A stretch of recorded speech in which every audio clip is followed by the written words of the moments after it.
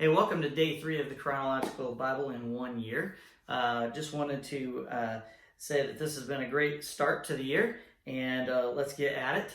A lot of people think that the flood that destroyed the earth was only in one little area, and it was only for 40 days and 40 nights, and it was just rain. But as we read today, we see that the flood waters gushed from the earth underneath and also rained for 40 days and 40 nights. It also says that it was higher than 23 feet above the highest peak. So even in that area, there were some pretty tall mountains. And if you got higher than those mountains, that is enough water to cover almost the whole earth. But then if we're going to believe that, then we might as well just say, yes, it covered Mount Everest plus another 20-some feet. And then the belief that it was only for 40 days and 40 nights. If you read today's reading, then you know that it was for just over a year before Noah got out of the boat. For 150 days, the flood waters were above the highest peaks, and at the end of the first 150 days, the boat settled in Mount Ararat, but it wasn't going down quickly. That's just where it had stopped, and then it took the rest of the time before God finally said, "Hey, get out of the boat." So it was over a year before Noah and his family and all the animals left the boat. Another thing that was interesting in the reading is that there were 7 pairs of birds, not just a pair of every animal, male and female. There were 7 pairs of birds. So that I thought that was pretty cool to read. Genesis 8, 13, and 14, I have this marked, so I'm going to read the certain things that I specifically marked. Genesis 8, 13, and 14. Let's see here. Noah was now 601 years old. It started when he was 600, so he's 601 years old on the first day of the new year, 10.5 months after the flood began. So it's fun to think that this is our new year, and this is where we're kicking it off. And then verse 14, 2 more months went by. So 10.5 years was the first day of their new year, and then 2 more months went by after that. So it was over a year that Noah and his family were on the boat. Another thing I want to mention is in verse 21, I will never again curse the ground because of the human race, even though everything they think or imagine is bent toward evil from childhood. I will never again destroy all living things. Never destroy all living things. Not only did he say he'll never send a flood, but he will never again destroy all living things. That's awesome. Something important in here is that he says, even though everything they think or imagine is bent toward evil from childhood. From childhood, we're bent towards evil, but we get to make a choice. That's what makes it special and proves that God does love us. So it goes on, and then I also wanted to mention the rainbow. A lot of people, don't ever read it, so here it is.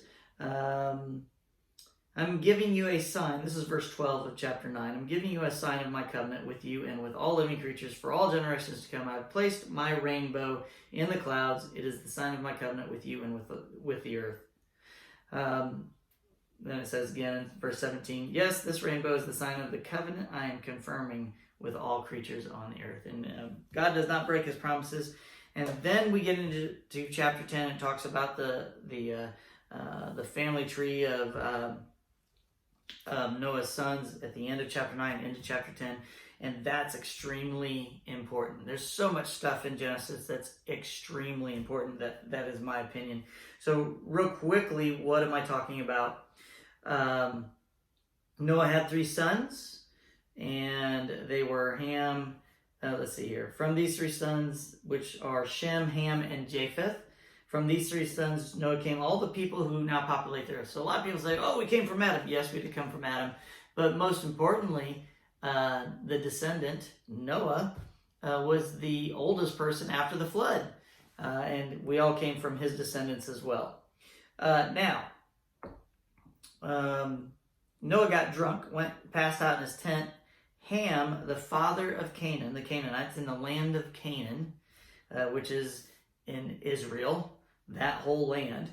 Ham, the father of Canaan, saw that his father was naked and went outside and told his brothers. Then Shem and Japheth took a robe, held it over their shoulders, and backed into the tent to cover their father. As they did this, they looked the other way so they would not see him naked. When Noah woke up from his stupor, he learned that what Ham, his youngest son, had done. Then he cursed Canaan, the son of Ham. So that land and Canaan and the descendants of Ham were cursed. May Canaan be cursed. May he be the lowest of servants of his relatives. So let's look at the descendants of Ham. And then we're going to read in Ezekiel, and that'll be it. The descendants of Ham were Cush, Mizraim, Put, and Canaan. The descendants of Cush were Seba, Havilah, Sabta, Ramah, Sabteka. And the descendants of Ramah were Sheba and Dedan. These are all lands over in the Arab country and the surrounding countries. Cush was also the ancestor of Nimrod, was the first heroic warrior. Okay, and then we learn further on down, Mizraim, which was one of the sons of Ham, was the ancestor of the Ludites, Anamites, Leobites, Naphtalites, Pathrusites, Casluhites, and the Caphtorites, from whom the Philistines came, which the Philistines were thorns in the Israelite side, all come from the descendants of Ham. And then Canaan was also the ancestor of the Hittites, Jebusites, Amorites, Girgashites, Hivites, Archites, Sinites, Arvadites, Zemarites, and Hamathites. Listen to this. These are the people that Joshua went into the land of Israel to destroy and did not destroy all of them. And because he did not destroy all of those people, they became thorns in the sides of the Israelites from then on.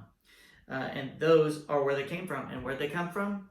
Ham, the descendants of Canaan who were cursed. So let's look at Ezekiel. Chapter 37 and 38 are great chapters to read. Have everything to do with the end of times. But listen to the descendants of Japheth in Genesis 10. The descendants of Japheth were Gomer, Magog, Madai, Javan, Tubal, Meshech, and Tiras. The descendants of Gomer were Ashkenaz, Riphath, and Togarmah. The descendants of Javan were Elisha, Tarshish, Kittim, and Rodanim. In Ezekiel 38, this is another message that came to me from the Lord. Son of man, turn and face Gog of the land of Magog, the prince who rules over the nations of Meshech and Tubal, and prophesy against him. Persia, Ethiopia, and Libya will join you too, with all their weapons. Gomer and all its armies will also join you, along with the armies of Beth Togarmah from the distant north and many others. And when we read all this, I'll bring this back into play again. But isn't it amazing how Ham and his cursed descendants make up the armies that are going to come against Israel in the end times? So I hope you enjoyed day 3. Can't wait for the next one.